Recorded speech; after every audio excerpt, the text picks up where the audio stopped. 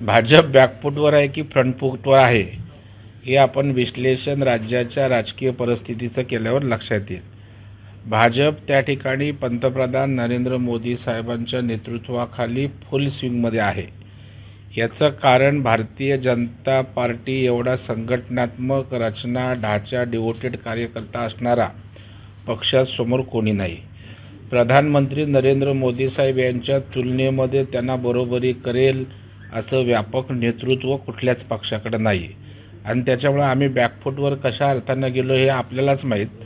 येणाऱ्या निवडणुकीत आपल्याला 100% कळेल की 45पेक्षा जास्त जागा भारतीय जनता पार्टी आणि आमच्या सहयोगी पक्षाच्या निवडून आलेल्या असतील।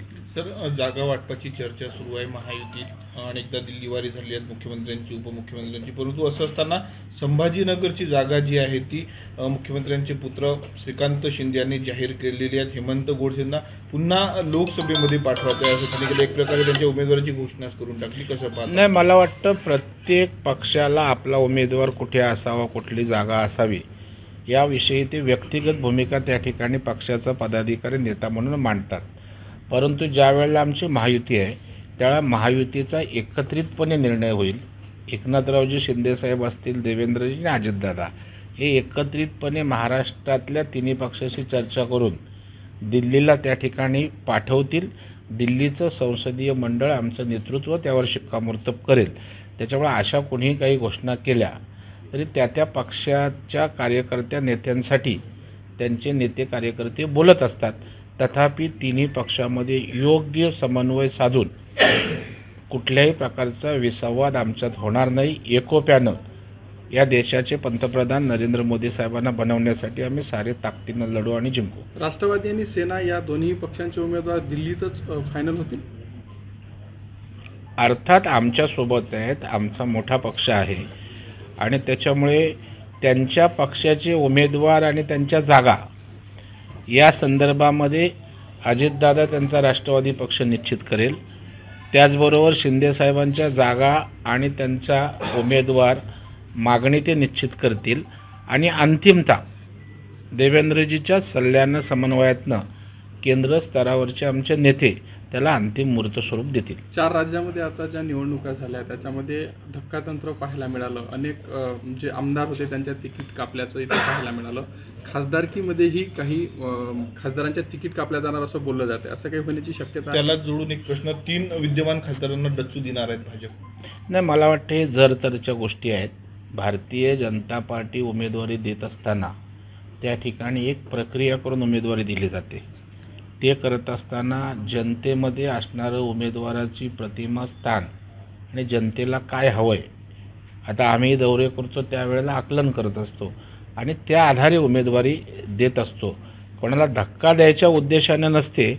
तिथला योग्य उमेदवार तिथल्या जनतेला काय हवं आहे, कार्यकर्त्यांना काय वाटतं आहे यावर भूमिका घेऊन ते निर्णय असतात आणि मग बदलल्यावर कोणाला धक्का वाटतो, कोणाला बरं वाटतं। बारामतीमध्ये सुमित्रा पवारांची चर्चा जोरदार सुरू आहे। तुमची साथ असेल तर मी निवडणूक लढण्यास तयार असं काल त्यांनी वक्तव्य केलं, कसं? नाही, 100% आमची साथ असणार आहे। बारामतीची जागा त्या ठिकाणी राष्ट्रवादी काँग्रेस पक्ष जर लढणार असेल तर अजितदादा उमेदवार देतील, अर्थात सुमित्रा पवार असतील तर आमची साथच त्या ठिकाणी असणार आहे। कारण शेवटी आम्ही एकत्रित पक्ष आहोत।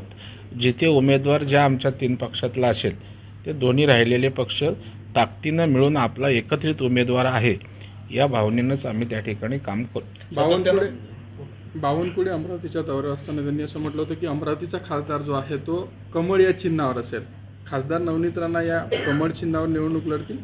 मीही पुन्हा अधोरेखित करतो, इथला खासदार जो पक्ष उमेदवार कोणी देईल, परंतु आमच्या कार्यकर्त्यांचा आग्रह आहे इथला उमेदवार हा कमळावरच असावा आणि मलाही वाटतं इथला उमेदवार आमचा कमळावरचाच असेल। राणा भाजपमध्ये प्रवेश करून कमळ लढतील?